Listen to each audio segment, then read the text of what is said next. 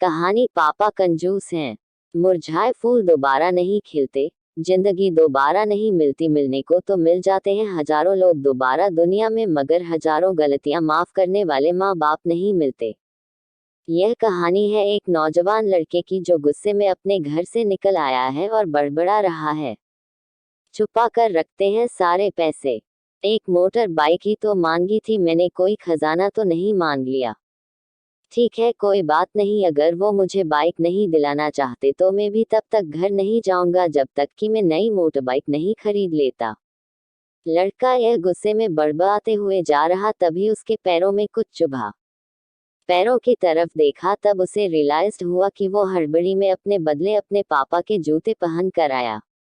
पैरों में क्या चुभ रहा है यह देखने उसने जूते चेक किए तो उसने पाया कि जूते में से एक छोटी सी कील उभर आई है जो बार बार उसे चुभ कर घाव बनाने की कोशिश कर रही है।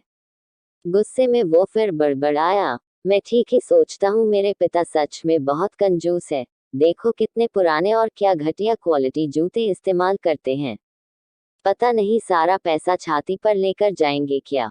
लड़का अपने गुस्से और बौखलाहट में आगे बढ़ता रहा। थोड़ी दूर जाकर एक बगीचे तक पहुंचा, वहां पर बेंच पर बैठ गया। अचानक वहां पर उसे याद आया कि वो अपने साथ अपने पापा का वॉलेट भी उठा कर लाया था। उसने सोचा आज पता चलेगा पापा पैसे कहाँ छुपा कर रखते हैं। उसने अपने पापा का वॉलेट अपनी जेब से निकाला जो बहुत पुराना और फटा हुआ था।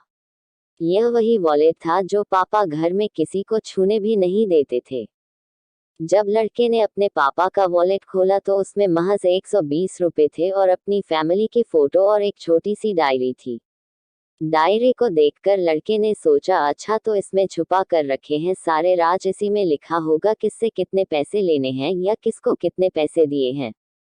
अब पता चलेगा कि पापा ने कहाँ कहाँ पैसे इन्वेस्ट कर रखे हैं। ऐसा सोच के लड़के ने जब उस छोटी सी डायरी का पहला पन्ना खोला तो उसमें लिखा था 40,000 रुपए बेटे की पढ़ाई के लिए उधार। लड़का यह देखकर शॉक हो गया। उसने फिर दूसरा पन्ना खोला जिसमें लिखा था 50,000 उधार नया लैपटॉप बेटे के लिए। यह वही लैपटॉप था जो पापा ने 2 साल पहले ही अपने बेटे को दिया था क्योंकि वह कॉलेज जाने लगा था। लड़के को अब पता चला कि वह जो भी चीजें पापा से डिमांड करता तो पापा कहाँ से पैसे लाते थे। डायरी के इन 2 पन्नों ने ही लड़के का गुस्सा पूरी तरह शांत कर दिया और उसके मन को पश्चाताप से भर दिया।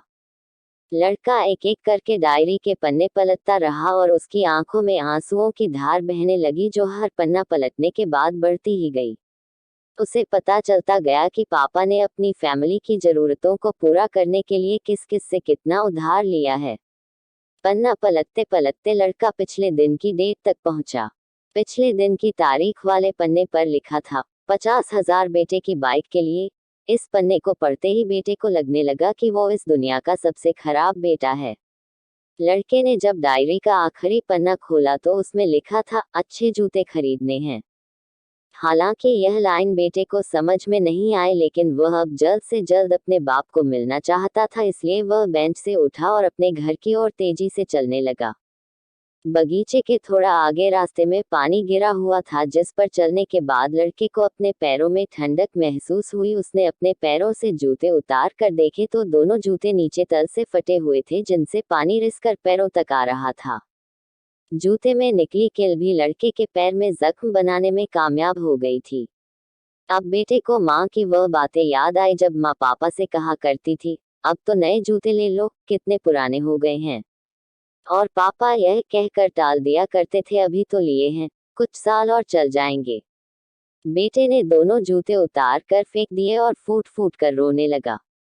लड़का बड़ी तेजी से अपने घर की तरफ दौड़ा, न जाने उसमें इतनी ताकत कहाँ से आ गई कि रास्ता बहुत लंबा होने के बावजूद वह थोड़ा भी नहीं थका और सीधे अपने घर ही जाकर रुका।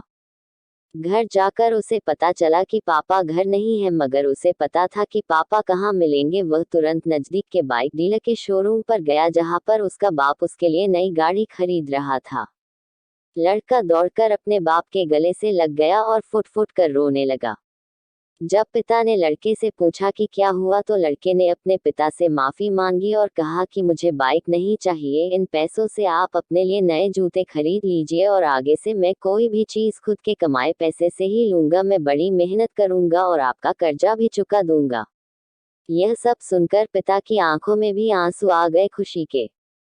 दोस्तों, बड़े खुशनसीब होते हैं वो लोग जिनके माँ बाप होते हैं, लेकिन अक्सर हम माँ बाप की मजबूरियां नहीं समझा करते। आशा करता हूँ यह कहानी जानने के बाद आप लोग माँ बाप द्वारा इनकार की गई बातों की गहराई को समझने की कोशिश करोगे।